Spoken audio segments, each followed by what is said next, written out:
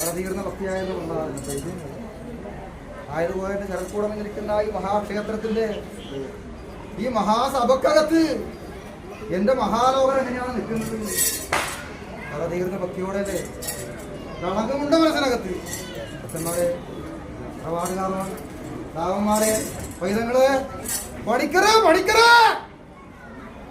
തീർന്ന മനസ്സോടുകൂടി കരങ്കൂപ്പി നിൽക്കണം.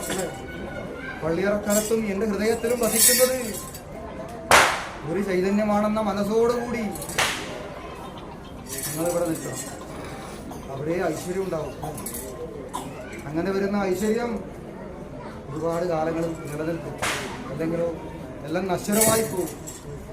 അങ്ങനെയാണ് ഈ നരനാരായണനെ അനവരതി ഭക്തന്മാര് 33 കോടി ദേവകളും യക്ഷകിന്നര ഗന്ധർവന്മാരും എന്ന് വേണ്ട വേദവ്യാസൻ, പരാശരൻ, പൗരൻ, സമുദ്രൻ, ഗൗര്യൻ, വിധിഗോത്രൻ, കണ്ണൻ, നങ്ങീരസ്, ദേവരൻ, മൈത്രേയൻ, കാശ്യപൻ, അഗസ്ത്യൻ, ഗർഗൻ, വസിഷ്ഠൻ, ജംഭാലി, നാരദൻ, അങ്ങനെ ഇരിക്കുന്ന അനേകം മുനിശ്രേഷ്ഠന്മാര് അനവരതി തവണ ഒറ്റക്കാലിൽ നിന്ന് തപസ് ചെയ്തിട്ടും ഭഗവാനെ ഒന്ന് ദർശിക്കാൻ അസാധ്യമായിട്ടുണ്ട്. അനവരതി കരഞ്ഞ് കാല് പിടിച്ചിട്ടും ഭഗവാനെ ഒന്ന് പ്രത്യക്ഷീകരിക്കരുത് ഭഗവാനോട് കേണപേക്ഷിച്ചിട്ടുണ്ട്. ഒന്നും ഭഗവാൻ പ്രത്യക്ഷീകരിച്ചിട്ടില്ല.